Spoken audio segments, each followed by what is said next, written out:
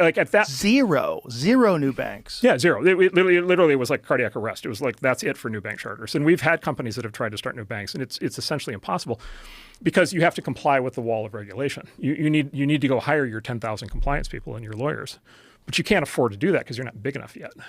So you can't function. Like you can't exist. Wow. Like it's ruled out. It's by definition, it's ruled out. You can't do it. It's not financially viable. Wow. Right. So that happened in banking. That's what they've been doing in social media. This has been the same. It's been the same. And by the way, this has happened in many other industries. By the way, this happened in the food. The food industry is greatly consolidated. That's a lot of what's happened in that industry as well. It's the intertwining of government and the company, right? Because at that point, it's like, okay, is this a private company? Yes. Like it's still a private company. It has a stock price. It has a CEO. Does the CEO have to do everything that the relevant cabinet secretary tells him to do? Yes, he does.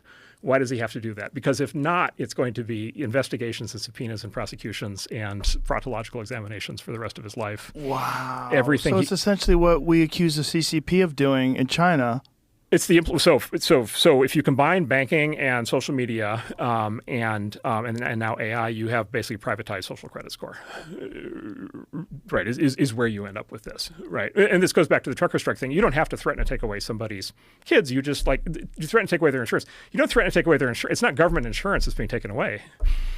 The same thing has happened in the insurance industry. It's consolidated down to a small handful of companies. They're super regulated. If the government doesn't want you to have insurance, you're not going to have insurance.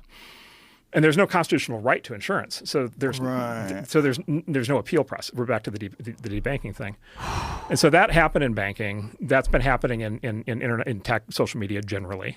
It's been happening in many other sectors, and then it's happening specifically in AI. And what you have in AI is you have a set of CEOs of some of the big AI companies that want this to happen, because again, their big threat is that we're going to fund a startup that's going to eat their lunch, right? It's going to really screw them up. And so they're like, look, if we could just take the position we have and lock it in with government protection, the trade is we'll do whatever the government wants. Wow. And if you assume the government is controlled by people who want to censor and punish and cancel their political opponents, that's going to come right along with it.